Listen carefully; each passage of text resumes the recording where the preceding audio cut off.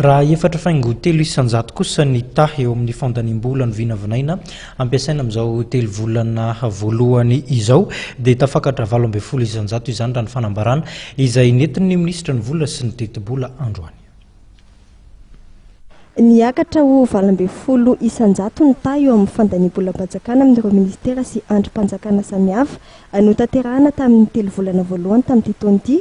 Raha no vinavinaina ho efatra faingo telo isanjato izany tany Ampiandohana araka nambaran'ny ministra ny vola sy ny teti-bola Andriamatora Razafindravina Jean. Ny exécution budgétaire mandeza amin'ny budget fa ny fantatsika isan-taona zany izy tsy hoe zao matetika amin'ny telo volana voalohany zany tsy dia tena mitaraka tokony izy ny hetra anatin'ny sy ivelany dia tsy maintsy amin'ny famelohana mba tsy hanotrosa dia tsy maintsy ampanarana amin'iny zany ny rythme d'engagement des dépenses. Lazany zany nisy any ny réalisation vita teo amin'ny 37% sur 100% pour l'année dia eo amin'ny taux d'exécution budgétaire zany raha ohatra 4,3 fotsiny % tokony autorisena nandritra ny telo volana voalohany dia no niezaka nataon'ny tahirim-bolam-panjakana dia miaraka amin'ireo mpampiditra vola ny hetra zany anaty sivelana dia lasa 18% izy zany nandritra ny telo volana voalohany. Efa miverina ny famatsim-bola samihafa avy amin'ireo mpamatsy vola eto Madagasikara raha ny fanambarian'ny ministra. Isany amin'izany ny bady izay anome famatsim-bola mitetina 730 tapitrisa dolara. Ny gouvernement japonais izay anome vola mitetina 70 tapitrisa dolara. Mbola andalana kosa ny fampidiniany amin'ny banky iraisam-pirenena sy ny vondrana Europeanina. Ny tena marina zany rehefa misy mpamatsy vola ohatran'io manampy dia manana endrika roa le fomba andraisana anjara zany.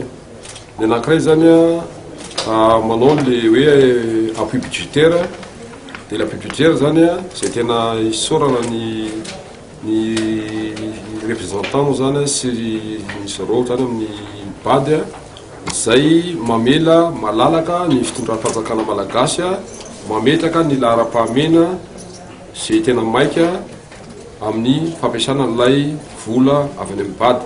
Ho an'ny mpamatsy vola hafa ohatra dia hitantsika izao ohatra hoe ny fitondrana japonais le nanome aide budgétaire eo amin'ny 17 millions de dollars eo zany hoe anoany amin'ny 34 milliards d'ariary any.